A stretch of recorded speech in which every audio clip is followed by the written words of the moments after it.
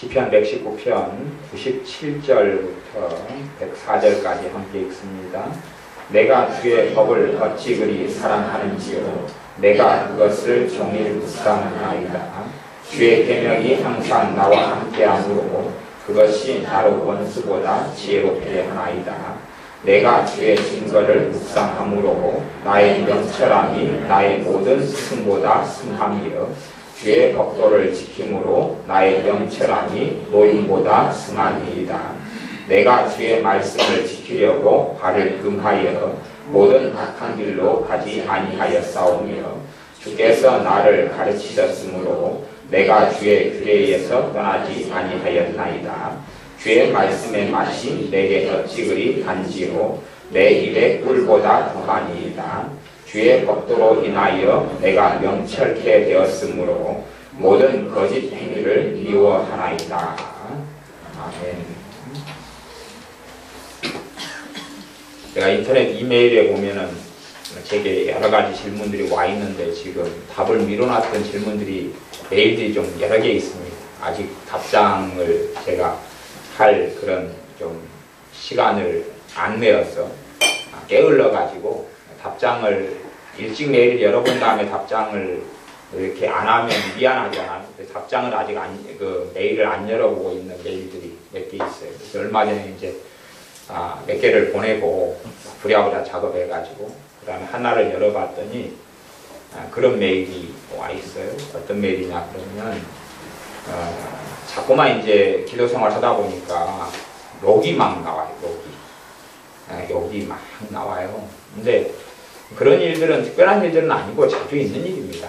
이제 귀신 축사 사역을 하다 보면 자주 있어요. 그러니까 그전에는 고상했는데 소위 말하는 그런데 하나님에 대한 욕도 나오고 예수님에 대한 욕도 나오고 그런 일들이 있어요. 네, 그건 특별한 일은 아니고요. 은혜가 임하면 귀신들은 원래 숨어 있어요. 사람들의 이 삶 속에 숨어 있습니다. 사람 때로는 몸에 삶에 숨어 있어요. 그러니까 그때까지는 숨어 있어 가지고 그 사람을 조종하고 조작하고 끌고 갑니다.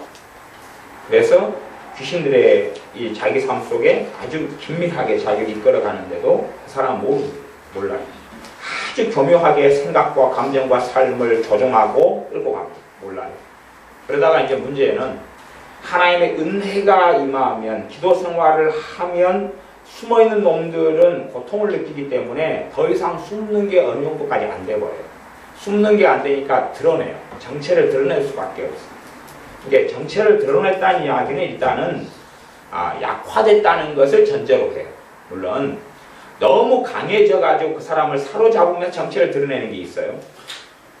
그런데 그거 말고 그 사람 본인 자체가 지금 내게 있는 인성, 내게 있는 인격이나 성격 말고 다른 게 하나가 좀 드러나는, 컨트롤되지 않은 아까 욕설한다든지 막 어떤 게 드러나요. 물론 욕설 같은 경우는 좀 더 구분하기는 쉬워요. 정체를 드러내도. 왜냐하면 나는 그걸 원치 않은데 튀어나오니까 그런 거 드러내기 쉬운데 가령 분노 같다. 분노로 역사하는 귀신인데 정체를 드러내요. 그러면 그거 같은 경우는 구분하기가 좀 어려워요. 왜냐하면 자기가 성질을 잘 내는 사람이거든요. 근데 이제 어느 때가 되면 분노로 역사하는 귀신이 정체를 드러내요. 그러니까 사람들마다 귀신들이 공격하는 루트와 방법이 다 다릅니다. 다 다르지만 그래도 사람이란 공통점 때문에 대부분은 그 사람이 약점을 공격해요. 약점을 공격해요. 이게 여러분이 몸이 예를 들어 뭐 치아가 안 좋다 그러면 귀신이 공격하면 치아가 안 좋아져요. 그 다음에 두통이 많다 귀신이 공격받으면 이게 심화돼요. 일주일에 한 번 있던 것이 2, 3일에 한 번씩 심화돼요. 그 다음에 허리가 안 좋다 보통 때 귀신의 공격을 받으면 허리가 더 안 좋아져요. 관절이 안 좋다 그럼 귀신을 공격하면 더 안 좋아져요. 그것이 귀신이 공격하는 일반적인 습성이에요. 여러분이 알아채기 어렵게 하죠. 알아채기 어렵게. 심장이 안 좋다 그러면 그 부분이 아주 안 좋아요. 더. 공격받을 땐 그래요. 그러다가 이제 조금 시간이 흘러가서 걔네들이 공격하는 시기가 좀 지나가고 나면 옛날에 이제 안 좋았던 상태로 돌아오죠. 그렇게 돌아오죠. 그래서 여러분들이 예를 들어 우울함이 있다? 그러면 공격을 받아요? 그러면 여러분이 가진 우울한 수치보다 훨씬 더 깊이 우울해져요. 그것이 첫 번째 약점을 공격하는 귀신들, 마귀의 전략, 전술 가운데 하나, 가장 일반적인 것이에요. 가장 일반적인 것. 그러나 사람들은 잘 모르는 경우가 비일비재한데, 왜냐하면 내가 평상시에 그런 사람이기 때문에. 평상시에 너 허리가 안 좋았어요? 평상시에 관절이 안 좋았어요? 평상시에 막 감정이 막 이렇게 불타올랐어요? 그러니까 나라고 생각하죠. 그래, 당해요. 나니까 나라고 생각합니다. 당해요. 그게 이제 일반적인 방법이고, 그거 말고 이제 은혜가 임하니까 숨어있던 것이 드러나는 게 있어요. 그러니까 내가 보통 때에 일주일에 한 번씩 성기를 냈어요. 분노의 역사는 귀신의 역사가 있다. 귀신은 어떤 특성을 가지고 역사를 합니다. 특성을 가지고 역사해요. 그냥 몇 가지 특성을 가질 수도 있고 한 가지 특성을 가질 수도 있어요. 귀신의 역사가 사람에게 침입해가지고 있으면, 분노 같으면 분노가 이제 막 계속 이글이글 불타올라요. 정체를 드러내는 거예요. 하지만 귀신은 내가 아니기 때문에 통제가 돼요? 안 돼요? 안 돼요. 아니, 나하고 다른 인격인데 내 통제에 따르겠어요? 이게 이제 통제가 되려면 이게 순수한 나일 때는 통제가 돼요. 나니까 통제가 돼요. 그래서 요즘에 개그 코너에 보면 나니까 그런 거 있잖아요. 여러분이 잘 안 보시는구나. 저도 안 봤어요. 나면 통제가 되고 내가 아닌 것 통제가 안 돼요. 내가 아닌 것. 이제 통제가 안 되는 모든 것이 내가 아니라는 건 아니지만 대다수는 내가 아니에요. 귀신으로부터 온 것은 통제가 안 되는 감정, 생각, 정서, 물론 이런 것들, 신체에 연관한 것은 좀 안 그렇지만 뭐 여러분이 허리가 막 아픈데 통제가 돼가지고 허리가 안 아프게 할 수는 없잖아요. 근데 그 신체 부분은 아니지만 내 감정과 정서나 생각이나 뭐 이런 것들, 산만한 생각도 여러분의 것이면 통제가 좀 되고 여러분의 것이 아닌 건 통제가 안 돼요. 그러니까 통제가 안 되는 영역이 은혜가 임하면 숨어 있어서 조종하던 놈들이 표면으로 드러나요. 표면으로 드러나요. 거기에서 이제 걔네들의 집중적인 공격이 시작돼요. 그전에는 숨어가지고 나를 조종해 왔다가 하나님의 은혜가 임하면, 상대적으로 귀신의 역사가 약한 사람은 은혜가 임하면 떠나가요. 약한 사람은 은혜가 임하면 떠나가요. 센 사람은 은혜가 임하면 뛰쳐나와요. 정체를 드러내요. 왜? 그 사람을 일찍부터 장악하고 살아왔기 때문에 그래요. 일찍부터 그 사람의 인생과 삶을 장악하고 살아왔는데 하나님께 그가 돌아가는 것을 귀신의 입장에서는 마귀는 원치 않아요. 함께 지옥으로 가야 되기 때문에 그래요. 절대 원치 않아요. 또한 한 사람이 깨어있지 않으면, 한 사람이 깨어나지 않으면 그 사람을 통하여 구원받을 사람들이 구원받지 못해요. 또 그 사람들 통하여 구원받는 사람들이 구원받고 깨어있으면 그 사람들을 통하여 구원받을 사람이 구원받지 못해요. 그렇기 때문에 언제까지든지 주님이 안 오시게 하고 사탄의 나라, 마귀의 나라를 계속 이어갈 수 있는 전략 중에 하나가 자기가 맡은 사람을 커버하는 거예요. 축구에서도 공 잘 차는 팀하고 못 차는 팀이 공을 차게 되면 그 중에 하나가 못 차는 팀에 있어서 전략 중에 하나는 뭐냐 그러면 맨투맨으로 1대1로 마크를 하는 거예요. 못하는 사람이 잘하는 사람을 마크를 하는 거예요. 공을 상대하지 않고 사람을 상대한다 그 말이죠. 그렇게 하는 것이 좋은 전략 가운데 하나예요. 이 사람은 100이라는 축구 능력을 가지고 있고 이 사람은 30밖에 없으면 이 30 가진 사람이 100이라는 사람을 커버를 하는 거예요. 이 사람만 쫓아다니면 지켜버리는 거예요. 공이 못 오게, 공을 못 차게. 그렇게 하는 방법이 좋은 방법 중에 하나인 것처럼 귀신들의 방법은 1대1 마크라는 게 1대1 마크. 때로는 3놈이 붙어가지고 한 명을 마크하고 10놈이 붙어가지고 한 사람을 마크하기도 해요. 그래야지 그 사람이 깨있지 못하고 변화되지 못하고 은혜 속에 살지 못하면 그를 통하여 구원받을 무수히 많은 사람이 구원받지 못하기 때문에 그건 점점 확장되고 넓어지는 이야기이기 때문에 이 땅의 사람들이 구원받는 사람이 극소수고 지구상에 구원받는 사람이 극소수인데 주님께서 과연 오실 수 있겠느냐 하는 것이 주님이 과연 재림하실 수 있겠느냐 하는 거예요. 그렇기 때문에 원수 마귀는 끊임없이 한 사람을 무너뜨리면 자기가 맡고 있는 한 사람을 무너뜨리면 걔네 입장에서는 100%가 무너지는 것이기 때문에 100%의 사람들이 무너지는 거기 때문에 그렇게 공격을 합니다. 숨어있던 녀석들이 하나님의 은혜가 임하면 정체를 드러내는, 약하면 은혜가 임하면 떠나가고요. 약한 놈들은 떠나고 세면 정체를 드러내요. 거기에서 이제 기도가 잘 되던 사람이 기도가 잘 안 되고, 그전에는 좀 일주일에 한 번 성기를 내던 사람이 하루에 한 번도 일어날 수가 있고, 그렇다 그 말이에요. 아니면 감정의 폭풍우가 칠 수도 있고, 정체를 드러냈으니까 아주 활발하게 활동을 하거든요. 활발하게 활동을 해요. 거기에서 이제 사실은 필요한 것이 축사사역이에요. 직접적으로 귀신을 계속하여 내 삶 속에 연결되어 있는 녀석들을 계속하여 쫓아내는 축사사역. 물론 그것을 해줄 수 있는 사람이나 그런 교회는 거의 없지만 우리 교회 같은 시스템이라면 축사사역을 계속 꾸준히 받고 꾸준히 해주면서 몇 달 정도 안에라도 좀 어느 정도 그 부분을 약화시키거나 쫓아내거나 정리해 버릴 수 있죠. 그렇지 않으면 한 3년 정도는 아주 치열하게 피 튀기게 싸워야지 좀 약해지고 정리될 수도 있고, 계속 귀신이 날뛰기 때문에 더 세져 버릴 수도 있어요.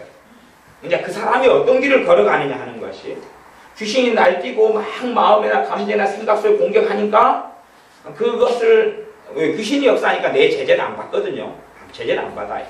근데 자기라고 생각하고 통제하려고 그러면 100% 실패하거든요. 물론 걔들이 장난쳐 주려고 100번 가운데 몇 번은 들어주는 신용을 할 수 있어요. 왜 그러냐 하면 나는 너니까. 그 새로운 개그입니다. 나는 너니까. 그리고 장난을 쳐주려고. 그 사람은 그 귀신 역사인지를 잘 모르거든요. 정체는 드러냈어요. 은혜가 임하니까.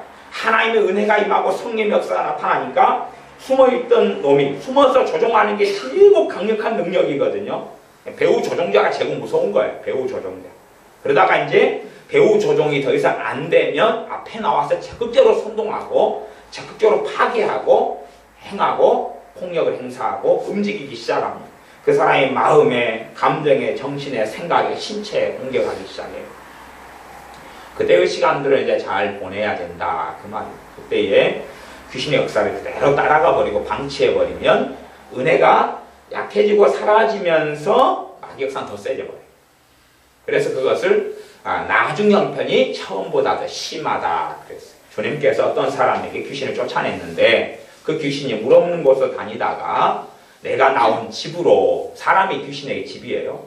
내가 나온 집으로 돌아가리라. 그런 다음에 자기보다 더 악한 놈 7 귀신을 데리고 들어갔다. 왜 그러냐 하면 자기가 혼자 있었을 때 쫓겨났으니까 더 세력화를 시켜야 될 거 아니에요. 그래서 더 센 놈, 자기보다 더 악한 센 놈들 7. 귀신들도 악한 놈이 있고 덜 악한 놈이 있고 급수가 있습니다. 다 귀신이라도 같은 게 아니에요. 인격이 다 다르기 때문에요. 그래서 어떤 귀신은 굉장히 웃기는 놈도 있어요. 귀신 중에 코미디언도 있어요. 그런 애들과 만나면 귀신을 쫓아내면서도 아주 재밌어요. 귀신이 재밌다 이런 게 좀 이상하지 그러지만 굉장히 개그도 잘 쓰고 굉장히 웃긴 놈도 있어요. 왜냐하면 귀신이라는 존재 자체가 타락한 천사이기 때문에 원래가 옛날에는 과거에는 하나님의 영광 속에 살던 천사예요. 그런데 사람과 함께 살면서 사람이 흉내를 내요. 사람 신용을 해요. 그러니까 부모인 척, 시어머니인 척, 조상인 척 신용을 해요. 왜? 그때부터 내 집안에 내리내리 있어 왔거든. 그때부터 내리내리 있어 왔어요. 그래서 유교 사상을 이용해서 조상 귀신이라고. 대한민국에는 유교를 조선시대 중심으로 받아들여가지고 그 사상으로 세뇌된 부분이 아주 강성하기 때문에 조상인 것처럼 이제 속입니다. 속에. 물론 어떤 며느리한테 귀신을 쫓아냈더니 그 며느리한테는 그래도 귀신이 막 이 며느리가 시어머니를 죽이래 그리고 시어머니인 척 발작을 하더라. 또 어떤 귀신을 막 쫓아냈더니 그러면서 우스갯소리를 야 오동도에 가라 그랬더니 나는 오동도에 빠져 죽었는데 또 오동도로 보내려 그러냐. 그리고 막 벨놈들이 다 있어요. 야 거짓말하지 말아라. 그러면 어찌 알았지. 그리고 요즘에는 귀신하고 말 안 합니다. 옛날에 하도 너무 많이 해가지고 귀신하고는 일철 대화할 가치가 없기 때문에 걔네들이 입에 달고 사는 게 거짓말이거든요. 그래서 말을 이렇게 범벅 저렇게 범벅하기 때문에. 근데 사람의 삶 속에 자리 잡고 있고 때로는 사람의 몸에 또아리 틀고 있는 놈들이 하나님의 은혜가 임하면 정체를 드러내요. 드러내는데 그 중에 하나가 욕설을 막 해. 계속 하나님과 떨어지게 하려고 하나님을 욕하고 예수님을 욕해요. 자기도 조절이 안 돼요. 자기가 아니니까. 그러면 이제 그건 쫓아내야 되죠. 예수의 이름 쫓아내야 돼. 쫓아내는 게 아주 쉬울 수도 있고 아주 어려울 수도 있어요. 근데 그건 단지 그냥 하나의 증상. 그 정도면 정말로 귀신 정체 드러낸 것 중에서는 좀 양반에 속하다. 양반에 속하다. 그 다음에 이제 머릿속에서 정체를 드러내는 놈들도 있어요.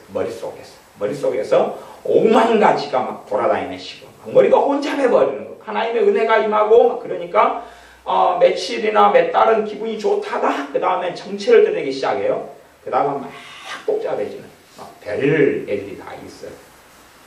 그래서 여러분의 삶 속에 하나님의 은혜가 임할 때에 내가 평상시 은혜가 임할 때도 별로 마귀 역사도 없고 저주도 없고 우상숭배죄도 별로 없고 평안하게 살아온 사람들 은혜가 임하면 그나마 있는 애들도 안녕히 계세요. 그리고 이제 약해져서 떠나기 시작해요. 그러나 세게 귀신들의 역사가 있어왔던 사람, 세게 있어왔던 사람은 알 수 있어요. 가만 기본적으로 귀신 역사가 센 사람은 특성이 있어요. 무슨 특성이 있냐 그러면 절제되지 않은 감정들이 있어요.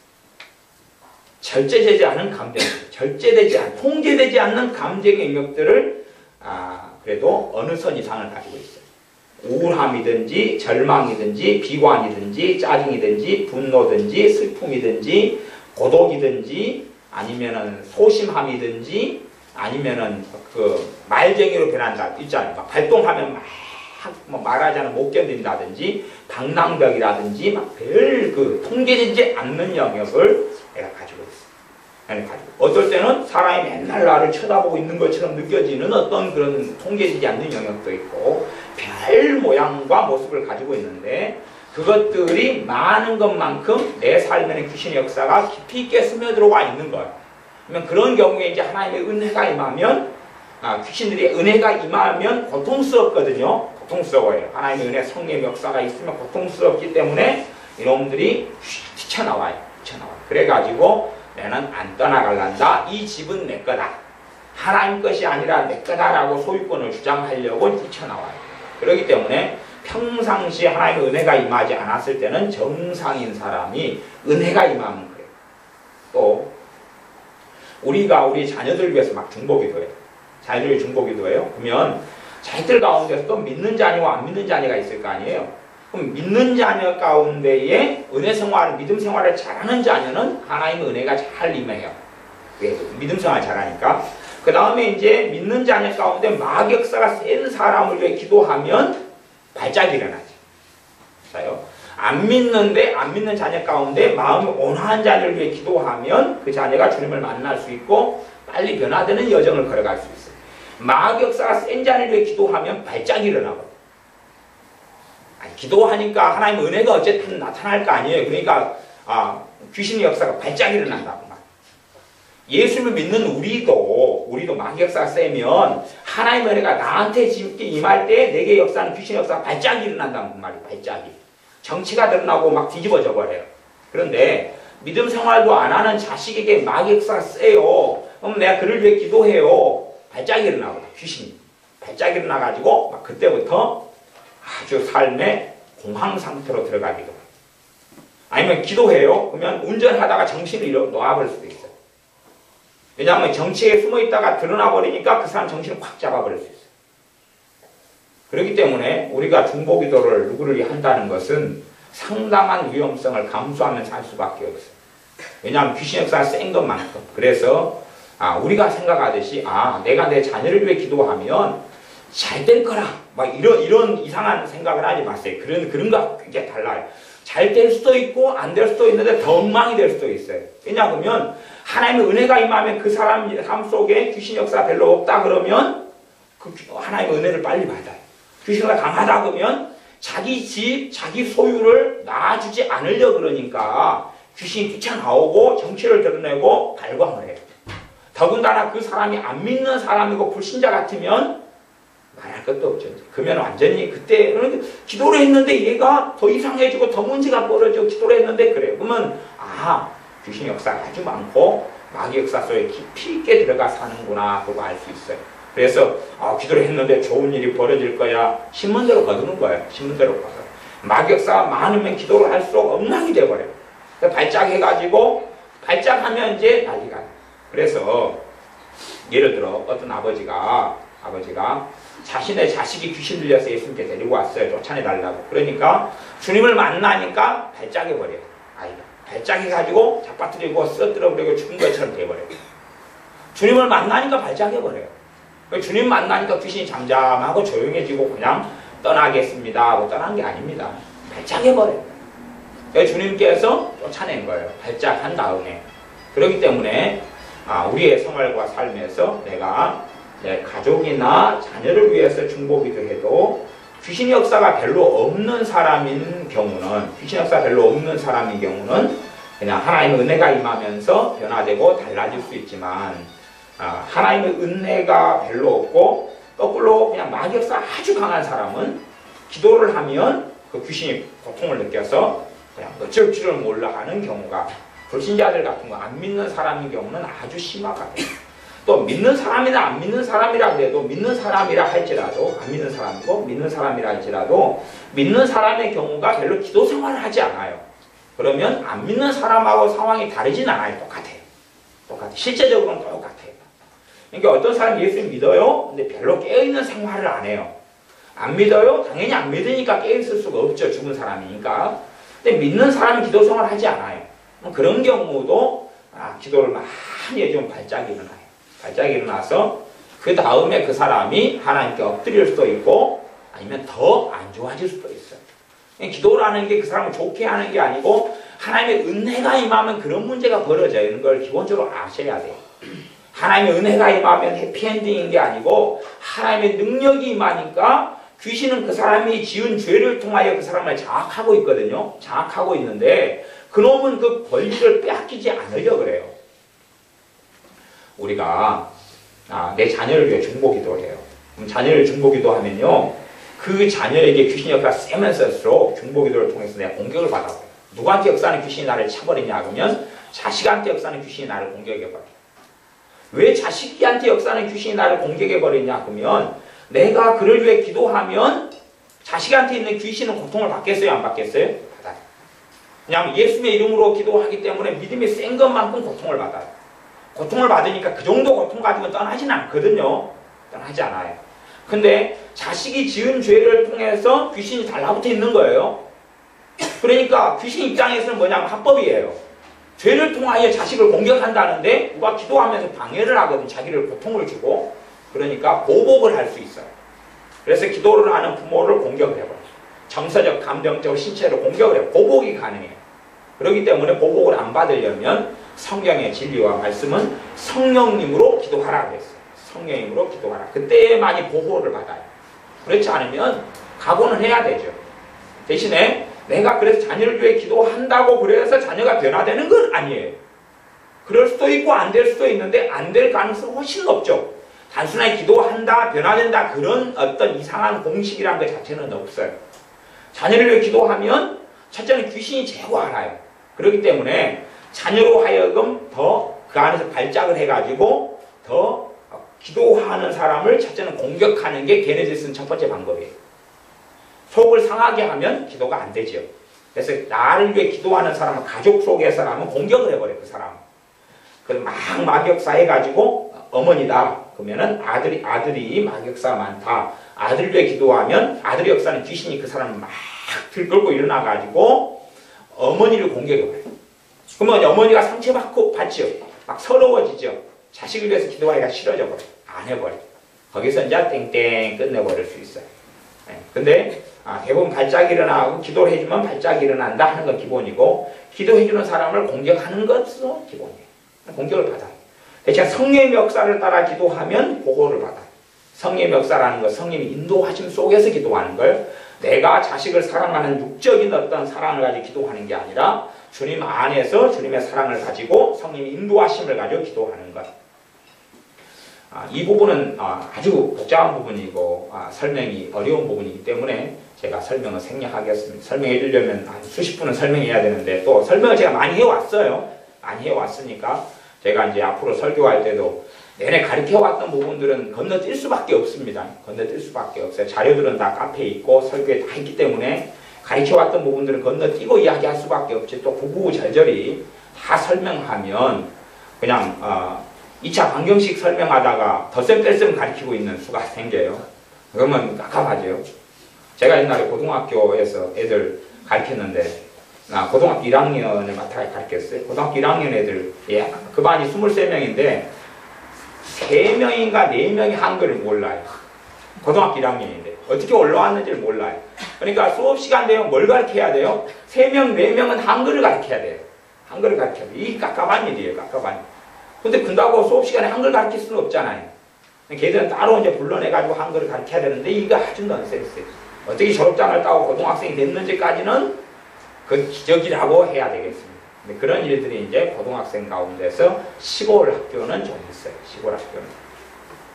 어쨌든 그럴 수는 없으니까 2차 방식 설명할 때는 2차 방식을 알 준비가 됐다는 관점에 설명하고, 덧셈 뺄셈을 설명할 때는 그 관점에 설명할 테니까 2차 방정식을 설명하는데 초등학교 수준으로 돌아와가지고 구구절절히 이야기할 수 없다는 것은 제가 전제로 말씀드릴 수밖에 없겠습니다.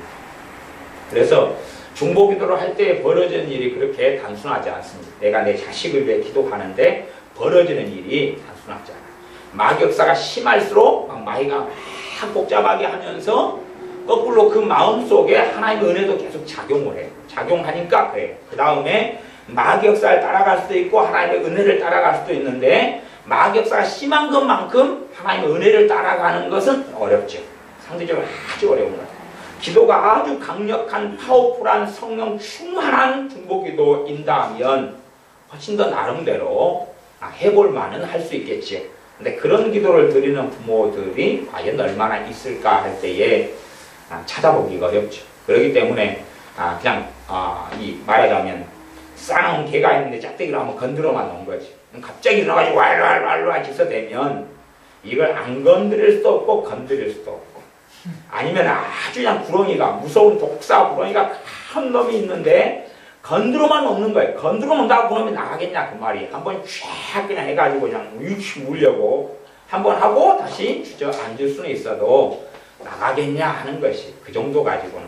뭐 나가게 하려면 아예 미사일을 쏴버리든지 어떻게 해버려야 되는데, 뭐 미사일에 돈 주고 어디서 뭐 구해볼 수 있겠느냐 하는 거지. 요즘에 인터넷, 어지간한 인터넷으로는 미사일도 구한다 그러는데 아직까지는 모르겠고, 총알까지는 몰라도 총도 구할 수 있어도 요즘에 총도 막 수제로 만들더라고요. 새총. 권총 말고. 권총도 진짜 만듭니다. 그래서 우리의 삶 속에 기도를 하게 될 때는 그렇게 마귀 역사가, 또 하나님의 은혜가 임하게 될 때도 마귀 역사가 나타나고 드러낸다는 건 여러분이 아셔야 돼요. 그래서 그 가운데 이제 처리를 잘 이렇게 해가야 됩니다. 이거 정리를 하고 처리를 잘 해가야 되지, 그렇지 않으면 마귀 역사를 따라갈 수 있어요.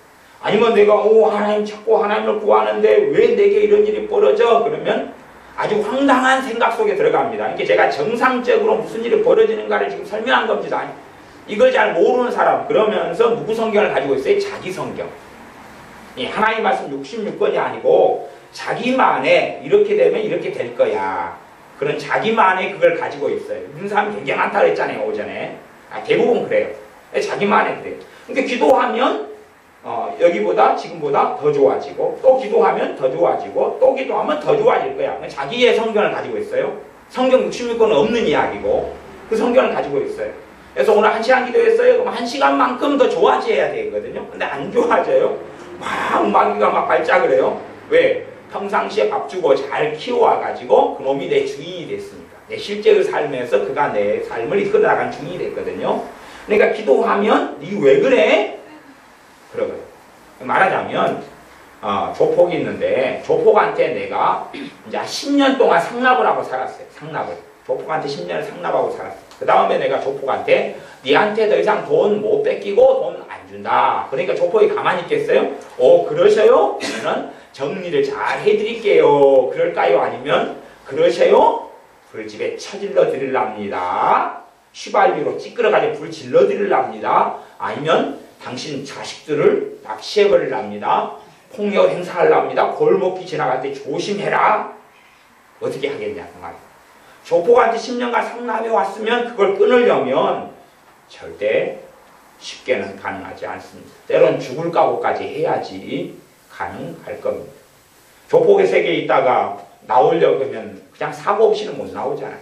손가락 하나 꺼내야 한다든지, 오리지널 조폭이라면, 아니면은 아주 집단 폭행을 당해야 된다든지 아니면 대신에 큰 집에 수갑을 차고 한번 들어갔다가 누구 살인범 대신에 들어가서 한 10년 형을 살다가 나온다든지 뭐 그런 일이 있어야지 그 세계에서 나올 수 있는 것처럼 조폭보다 더 무서운 놈들은 귀신들이에요.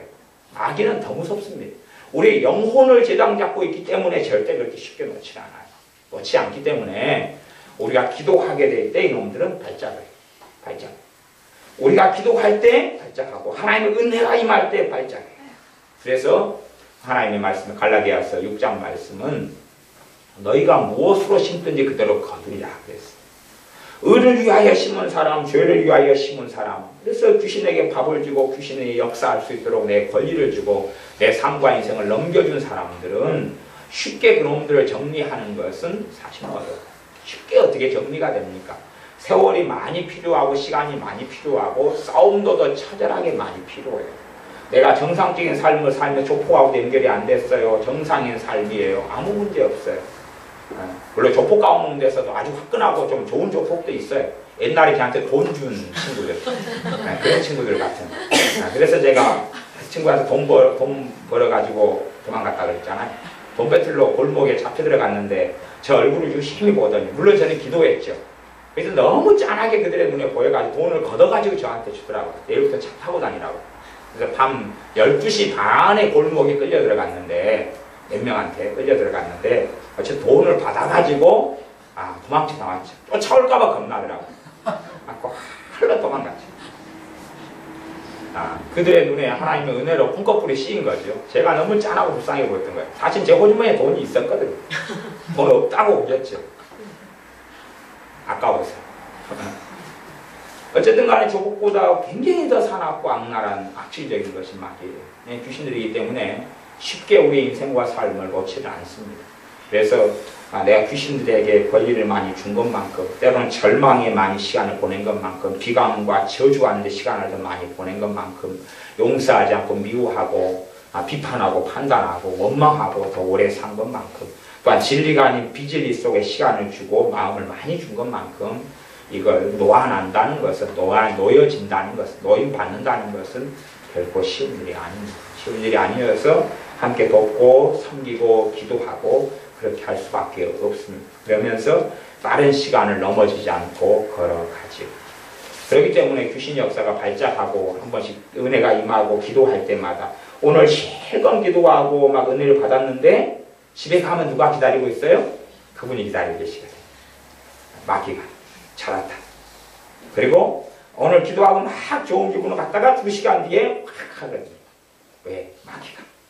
그렇게 해서 다시 제자리로 그러거든요.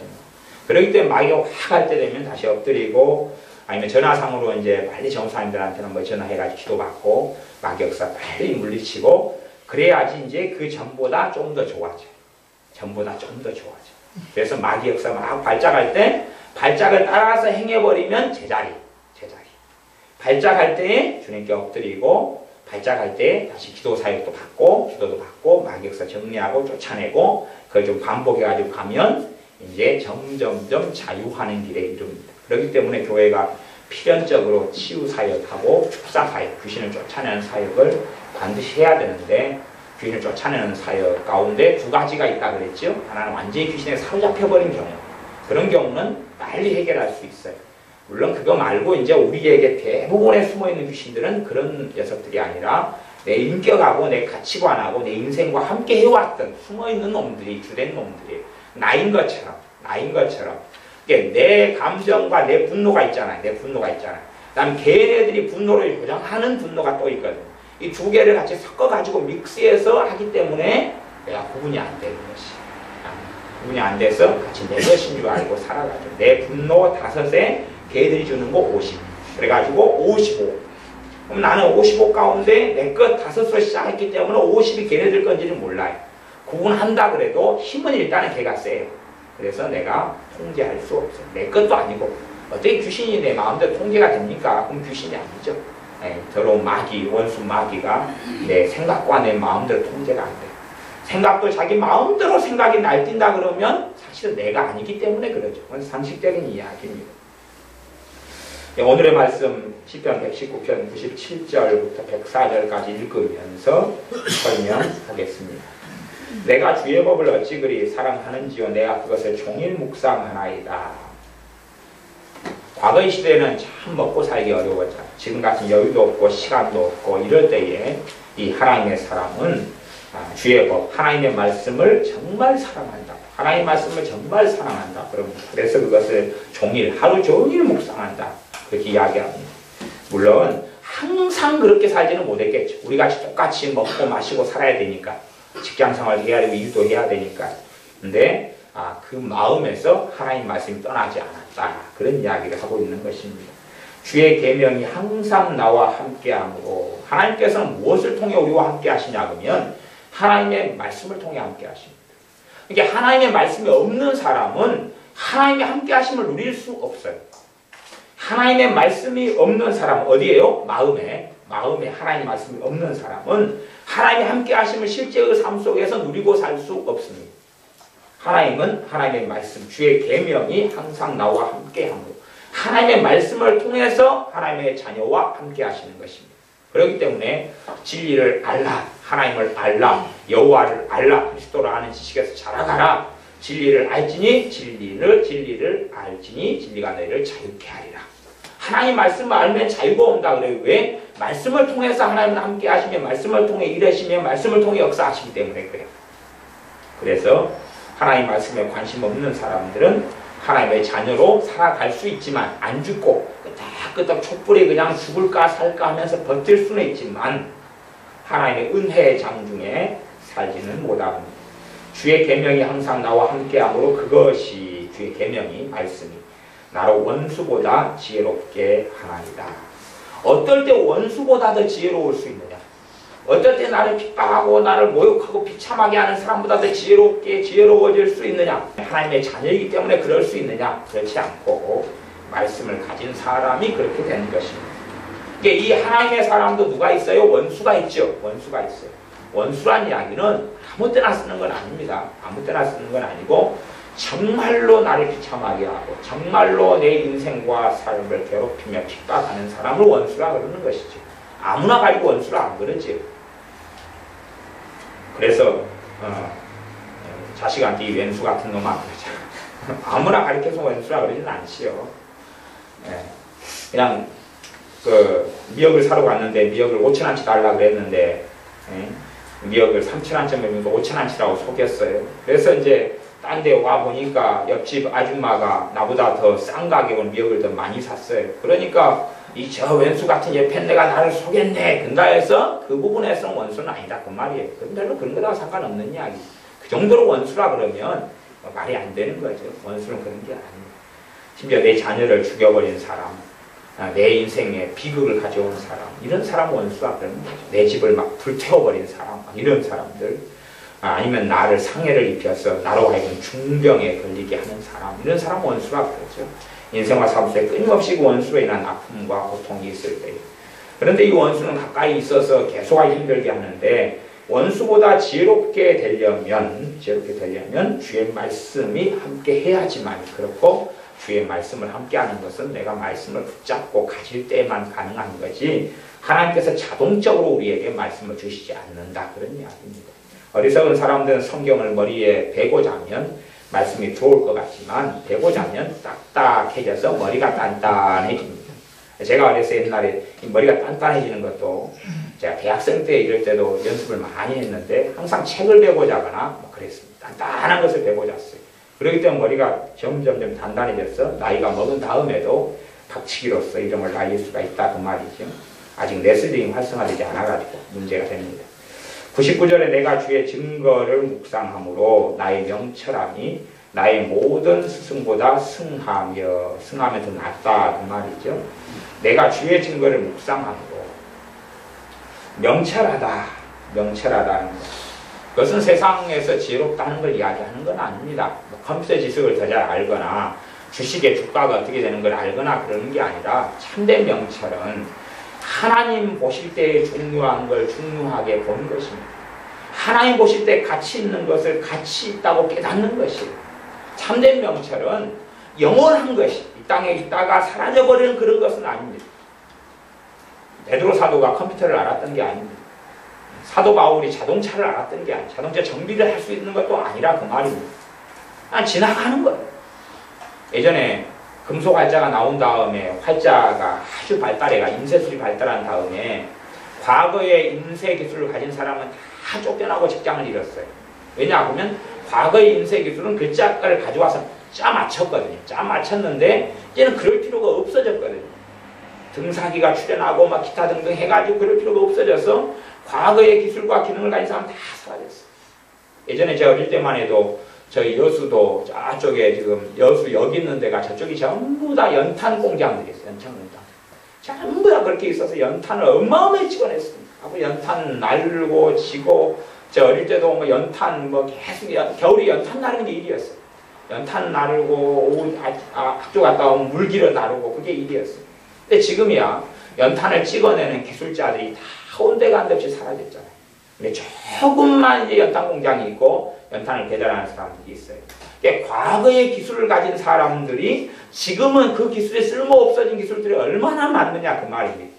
지금 기술을 가진 사람들도 나중에 되면은 뭐 20년, 30년 지나면 쓸모없어질 수도 있어요. 아마 그런 기계도 나올 겁니다. 머리만 들이밀고 있어서 버튼을 누르면 몇 번 방식으로 파마를 해줄 것인지 그까지는 기계도 나올 수 있을 것 같아요. 그냥 이렇게 그 웨이브를 약하게 세게 그런 거 있잖아요. 덜 곱슬, 많이 곱슬, 중간 곱슬. 이제 버튼을 잘못 누르면 흑인처럼 완전 곱슬 나와버리는 거예요. 그렇게 해서 이제 지혜가 들어갔는데 버튼을 잘못 눌러가지고 했더니 그냥 완전 곱슬 돼가지고 나와서 그냥 아줌마가 돼가 나올 수도 있고, 아니면 이제 파마 했는데 다시 또 들어가면 머리를 펴주는 기계도 나올 수 있겠죠. 그러면 이제 지금 했던 파마 기술은 제 사촌 누나 중에 한 명이 옛날에 한 30 몇 년 전에 30년이 더 전에 미용실을 시작했어요. 그러니까 옛날에는 제가 그 미용실에 이제 우리 집에서 좀 자라가지고 미용실 했기 때문에 제가 어릴 때부터 그 미용하는 그 누나를 보고 살아왔죠. 그러니까 옛날에는 어떻게 했냐 그러면 저기 연탄 같은 데다가 이렇게 파마하는 그걸 달궜어요. 이렇게 달궜어. 그걸 가지고 달궈가지고 그래서 나는 옛날에 현장 가면 끔찍한 일이 벌어진다. 저걸 불에 달궈가지고 어떻게 사람을 지져버리나 이걸. 그래. 그걸 쎄도 무거워요. 그렇잖아요. 그걸 갖다가 이렇게 했다니까요. 근데 지금은 그쪽에 가지고 있는 파마 기술이 이제 쓸모 있어요? 없어요? 없잖아요. 미용을 하더라도 파마 기술 쓸모 없어요. 이제 다 바뀌어버렸어요. 기계로 해가 다 바뀌었어요. 옛날에 제가 중학교 때마다 바리깡을 썼잖아요. 그래가지고 머리를 자르다가 그 아저씨가 그냥 딴 데 고개만 돌리면 쥐를 파먹어버려요. 근데 요즘엔 전기 바리깡이 나와가지고 옛날 바리깡 그 기술은 낼 필요 없잖아요. 물론 원리적인 건 비슷하겠지만 전기 바리깡은 얼마나 편하게 얼마나 편하게. 그래서 그 파먹는 그런 남자 미장 이발소들이 있었어요. 이발소 보면 한 파먹으면 골치 아프거든요. 가운데를 파먹고 옆을 좀 한 길이 양쪽을 파먹으면 좀 끔찍하죠. 그 머리카락 자랄 때까지 계속 와요. 이렇게 커버를 해야 되는데 커버가 안 되니까. 그래서 어떤 애는 그걸 커버하려고 오면은 좀 이상해. 보면 매직으로 칠해놨어요. 그걸 하얗게 표시가 나죠. 어릴 때도 머리가 짧아가지고. 그 매직으로 막 그려가지고 왔는데 애가 좀 이상한 거예요. 가만히 파먹은 거지. 요금은 냈는지 안 냈는지는 모르겠어요. 그 아저씨도 양심이 있으면 돈 안 받았을 것이고, 양심이 없으면 돈 내라 그랬겠죠. 집에 온 다음에 보니까 파먹었으니까죠. 아니면 이제 제 학교 다닐 때는 선생님들이 바리깡을 가지고 계셨어요. 머리 긴 애들은 잡아다가 바로 파버렸어요. 그다가 어느 시점까지 파버렸어요. 그 다음 거기에 맞춰가지고 머리를 다 잘라야 돼요. 이게 바리깡을 선생님들 하나씩 가지고 있었는데 그 기술이 지금은 이제 필요가 없어졌죠. 많이. 그런 것처럼 세상의 명철이라는 것은 영원토록 유효하지 않아요. 유효하지 않고 하나님 앞에 섰을 때는 가치가 없어요. 그러니까 그런 걸 성경이 이야기하는 게 아니에요. 세상의 명철을 이야기하는 게 아니라 영원한 가치가 있는 분별력과 영원한 가치가 있는 지혜와 지각을 이야기하는 거예요. 그것은 하나님의 말씀만으로 와요. 이 성경에는 자동차 기술도 없고 컴퓨터 기술도 없어요. 이게 우주선 만드는 기술도 없어요. 이 성경 안에. 그러나 그런 거라도 할지라도 다 영원토록 유효하지는 않습니다. 다 때가 되면 사라져버리고 없어져 버려요. 지금의 의사들도 과거의 의료기술은 굉장히 많이 발달되어 와서 과거에 수술하는 기술 가지고 지금 수술을 시행할 수가 없다 그래요. 그래서 지금 수술을 하려면 지금은 컴퓨터로 조작을 해야 돼. 이게 의사들이 조작해가지고 기계로 수술하는 경우가 많이 있거든요. 최첨단은요. 그렇기 때문에 그렇게 하고 요즘에는 또 의사들이 손이 굉장히 손을 자꾸 훈련해야 돼. 손기술이 없으면 수술이 안 된다 그래요. 굉장히 빨리 어떻게 하는데 뭐 그러면서 여러 가지 해야 되는데 과거의 수술하고는 전혀 기법이 틀립니다. 그러니까 실제로 과거의 어떤 의료 기술을 가지고는 지금은 안 된다 그런 말이에요. 어쩌면 세상의 지식은 변해가는데 하나님 앞에서 세월이 흘러가고 시간이 흘러가도 영원토록 불변한 명철을 이야기합니다. 그 명철은 주의 증거를 묵상함으로 99절 하나님의 말씀을 묵상할 때 온다 그래요. 그래서 묵상이라는 게 그 앞에나 지금 뒤에나 반복적으로 나와 있는 단어 중에 하나입니다. 97절에 종일 묵상합니다. 그리고 99절에 내가 주의 증거를 묵상함으로 나의 명철함이 나의 모든 스승보다 승하며 나으며 100절 주의 법도를 지킴으로 나의 명철함이 노인보다 승하니이다. 99절하고 100절 두 가지가 필요합니다. 하나는 말씀을 묵상하는 것, 또 하나는 말씀을 뭐 하는 거예요? 지키는 것. 말씀을 지키는 것. 지키는 것. 지킬 때에 실제로 말씀을 깨닫게 되는 것. 우리가 밥을 하는 걸 들어요. 밥하는 걸 칠판에서 배워요. 그 다음에 10번을 들은 다음에 밥하게 잘 하게 되지는 않아요. 실제로 배운 다음에 실천을 해볼 때에 내가 정말로 잘 이해했는가, 잘 알았는가, 모르는 부분은 무엇인가 알 수 있는 것처럼 말씀을 가지고 이제 내가 실제로 행해보면 내가 모르는구나를 알 수 있어요. 내가 모르는구나. 들을 때는 알겠는데 실제로 그 말씀대로 살아가 봐야지만이 이제 내가 잘 이해했는가, 못했는가, 어느 부분이 문제 있는가, 때로는 이제 가르쳐줄 수 있는 사람이 없으면 혼자서 실천하면서 이상한 방향으로 가볼 수도 있어요.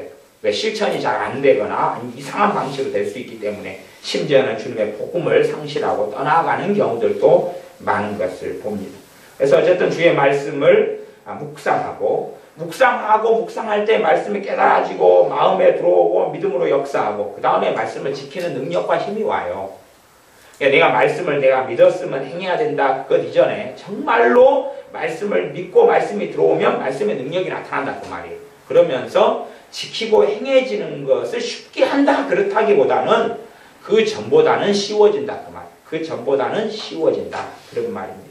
실제로 말씀을 지켜봄을 통해서 순종이죠. 말씀을 실제로 지켜봄을 통해서 지킴을 통해서 나의 명철함이 노인보다 승하다. 하나님으로부터 그 사람에게 지혜와 분별력과 지식과 총명함이 또한 깨달음이 오게 됩니다.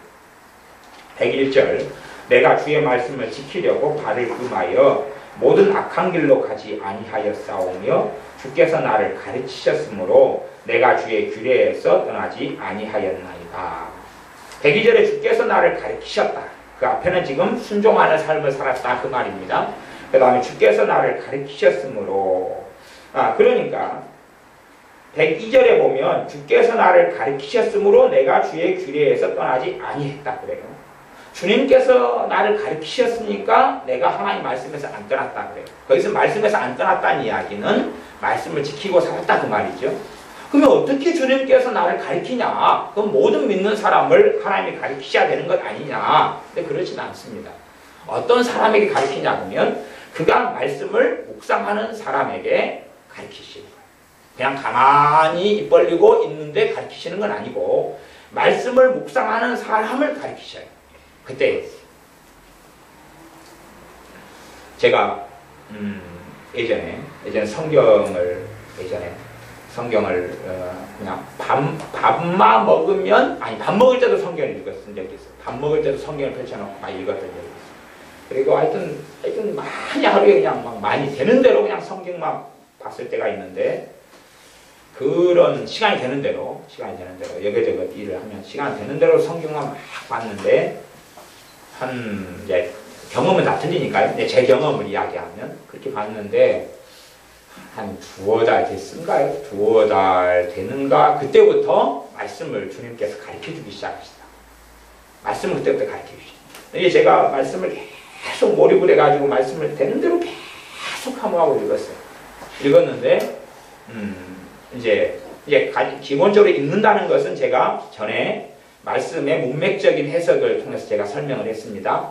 말씀을 최소한 이해를 해야 된다. 말씀의 의미를 최소한 이해를 해야 된다. 최소한 이해를 해야 된다. 그게 기본입니다. 최소한 이해를 해야 된다. 최소한 이해하기 위해서 다른 번역 성경들을 많이 참조하고 읽으셔야 된다. 제가 그 전제를 했습니다. 최소한 이해해야 된다. 가령 그 108절에 보면 108절 여호와여 구하오니 내 일에 낙헌제를 받으시고 그런 단어가 있어요. 낙헌제. 그러면 최소한의 이해가 낙헌제가 뭔지를 알아야 된다 그 말이에요. 저는 옛날에 한 87년인가 성경 읽을 때는 낙헌제가 그런 건 줄 알았어요. 제사 중에 하나가 있는 건 줄 알았어요. 번제나 화목제나 속건제나 속죄제나 소제나 이런 제사 중에서 하나가 낙헌제가 있는 줄 알았다니까요. 그리고 진짜로 제가 다니던 교회 목사님도 그렇게 설교를 하시더라고요. 받고 우리도 낙헌제를 드려야 된다고 그러는 거예요. 그러면서 뭐 저거 하시는데 그래서 그런가 없다 그랬어요. 그런가 없다 그러고 그 목사님 말씀 안 들어 한 7, 8년을 믿었어요. 네. 그러다가 이제 성경을 연구하니까 그렇지 않은 거예요. 그렇지 않은 거예요. 왜냐하면 그 목사님은 성경의 기본적인 의미 자체를 물론 다른 부분은 좀 더 아셔도 이 부분 낙헌제 이 부분 가지고 이제 그분이 뭐 감동을 받아가 설교를 하셨는데 단어 자체를 그렇게 잘 이해를 못 하신 거예요. 그럼 여기서 낙헌제라고 하면 낙헌제라는 기본적인 단어가 뜻이 뭐냐 그거예요. 기본적인 이해를 이야기하는 거예요. 기본적인 이해. 그것이 전제돼야지만이 그 다음에 말씀 묵상하는 게 가능하고 그 다음에 말씀을 주님께서 가르쳐 주시는 게 가능한 것이에요. 기본적인 낙헌제가 뭐냐는 거죠. 그러니까 제가 지금 낙헌제를 한 단어 가지고 그냥 전체적인 이야기를 하려고 제가 예를 쓰는 겁니다. 그러면 성경에서 나오는 마지막에 제자로 끝나는 말이 크게는 한 두 가지를 가지고 있어요. 크게는 어떤 제를 가지고 있냐면 제사제로 해가지고 번제 그럴 때에 태워서 하나님께 드리는 제사 그런 게 제자가 있고 그 다음에 이제 그 다음 뒤에 제자가 제물 쓸 때 제자가 있어요. 그러니까 가령 뭐 솔로몬이 1000번제를 드렸다 그럴 때에 1000번제 그러면 그것은 1000번제 물을 이야기하는 거예요. 번제 물을 이야기하는 번제가 있어요. 그 다음에 제사를 이야기하는 번제가 있고 이게 뒤에 제자로 끝나는 것 중에서 제물을 이야기하는 것도 있고 제사로 끝나는 것도 있고 달라 그 말이에요. 그러면 여기서는 낙헌제 그러면 제사를 이야기하는 게 아니고 제물을 이야기하는 거예요. 제물을 이야기하는 이렇게 달라요. 그래서 여기서는 그래서 다른 걸로 보면 그냥 자원하는 이렇게 기쁘게 헌신해서 드리는 제물, 이렇게 자원 제물 이렇게도 번역이 된다 그 말. 자원 제물 그러거나 다른 데서는 내 입에 낙헌제니까 입에서 뭐 제물을 드릴 수는 없잖아요, 그렇지요? 그러니까 입에서 드리는 감사 이렇게 번역도 돼요. 입에서 뭘 드리는 건데 그래서 감사 기도로 번역이 되는 데도 있고 다음 자원 제물로 입에서 드리는 자원 제물로 번역이 되는 데도 있고 입에서는 뭐 염소를 하나님께 뭐 싸고 입에서 뭐 하나님께 기도를 했는데 입에서 소가 튀어나오고 그럴 수는 없잖아요. 네, 그래서 우리가 의미를 봐가지고 이해를 해야 된다. 의미를 봐가지고 이해한 다음에 그 다음에야 묵상이 가능하다. 그런 이야기를 제가 말씀을 드려왔습니다. 그래서 기본적으로 하나님 말씀을 묵상하고 하나님 말씀을 내가 이해하는 걸로 이해한다 해서 그것을 다 깨닫는 건 아니에요. 깨닫는 것은 누가 해주셔야 되냐 그러면 주님이 가르쳐 주셔야 되는 거. 깨닫는 거. 말씀을 제가 깨닫는 것을 이야기하는 이 부분에서는 102절에 주께서 나를 가르치셨으므로는 깨달음을 이야기하는 거예요. 말씀이 깨달아지는 걸 이야기하는 것이 말씀이 이해되는 걸 이야기하는 게 아니에요. 이해되는 것 가지고는 말씀의 능력이 나타나질 않아요. 말씀이 깨달아지는 걸 이야기해요. 깨달아지는 거. 말씀이 깨달아지는 거. 이건 주님께서 하시는 거예요. 근데 우리가 해야 될 영역은 어디까지냐 그러면 말씀을 이해하는 것, 말씀을 살펴보는 것, 묵상하는 것까지는 우리의 영역이에요. 그게 없는 사람은 주께서 가르치시는 것이 없어요. 물론 예외는 있어요. 예외는 있어요. 제가 어느 식당을 갔더니 아는 사람을 만났어요. 그래서 이제 밥을 아는 사람 만나도 이제 가니까 어떤 분 식사를 하고 계셨어요. 그래서 이제 저도 이제 밥을 먹었어요. 이제 같이 식사하러 같은 사람들 같이 밥을 먹고 나와가지고 이제 계산하려고 그랬더니 앞에 분이 계산하고 가셨습니다. 그러시더라고요. 이제 그런 일은 예외예요? 항상 있는 거예요? 예외잖아요. 이게 그런 일이 제 인생 가운데 한 5번 정도 있었어요. 5번. 5번 정도 있었는데 1년에 365번 생긴 게 아니다니까요. 수십 년에 5번이에요. 수십 년에 5번. 그 예외라 그러는 거예요. 그래서 주님께서 내가 묵상하지 않고 내가 잘 알지 못하는 걸 가르쳐 주시는 경우가 있는데 그건 평생에 몇 번이 없다 그런 말이에요.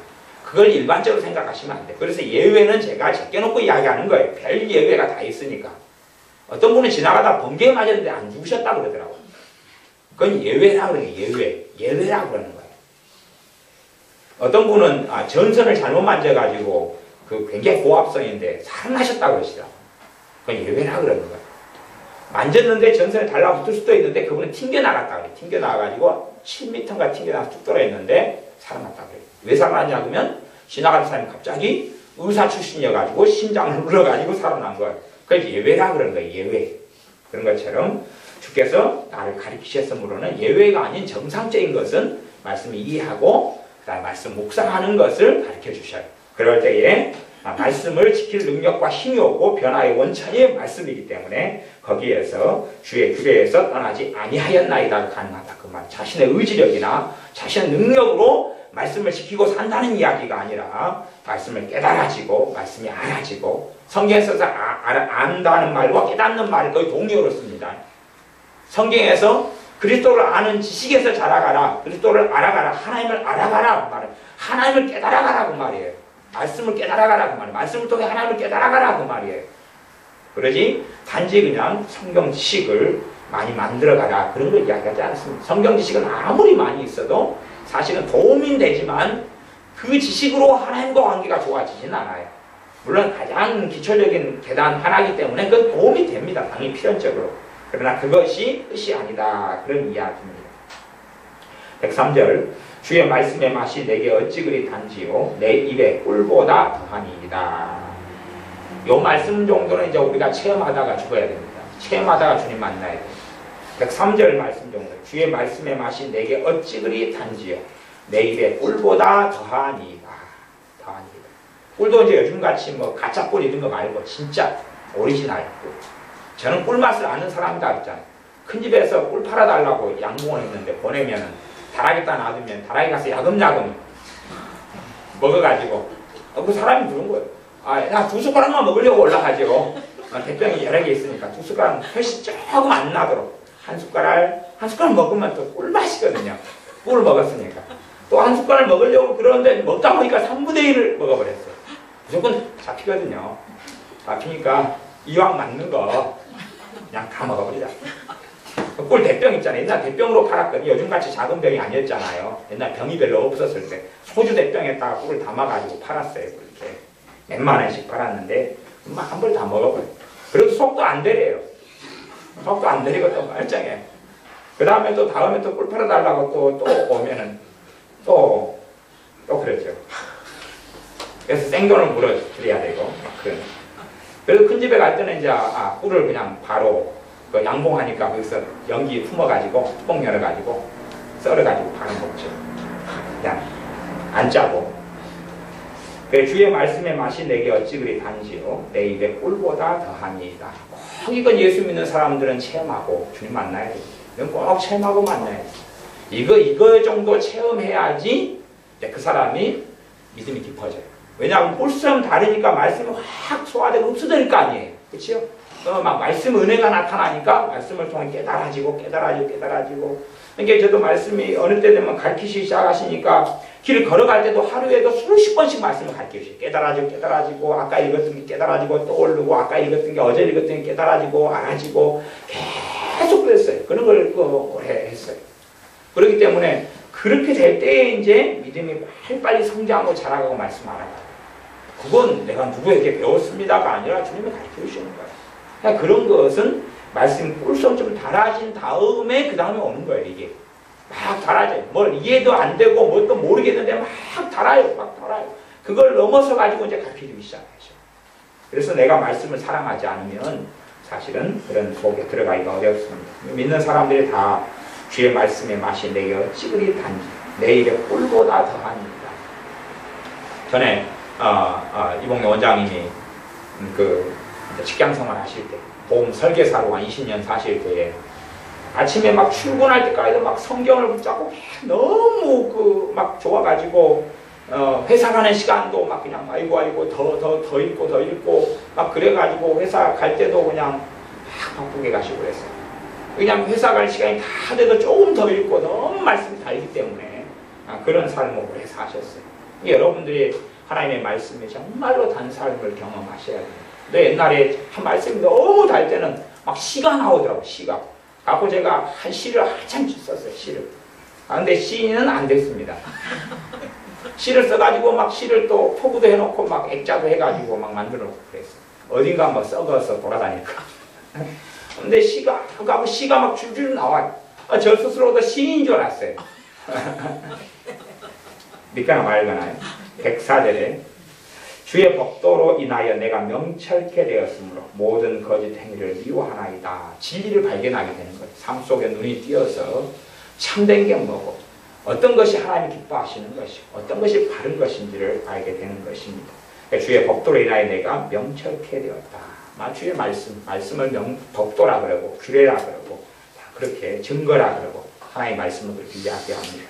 그래서 우리의 삶 속에 주의 말씀을 묵상하고 주의 말씀을 통하여 우리가 우리의 모든 스승보다 더 지혜롭게 되고 명철케 되어져서 또한 말씀이 꿀성처럼 달아가는 걸 경험하고 주님께서 친히 주님의 말씀을 우리에게 가르쳐주시는 성령의 역사하심과 이끄심으로 가르쳐주시는 그러한 큰 은혜를 누리시기를 바랍니다. 기도하겠습니다.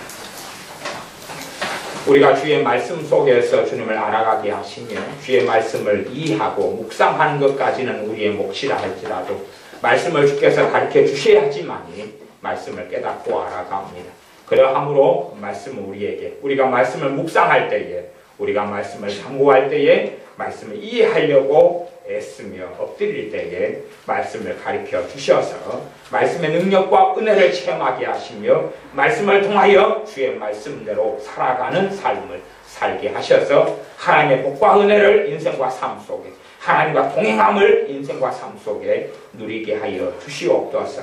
예수님의 이름으로 기도하옵나이다. 아멘.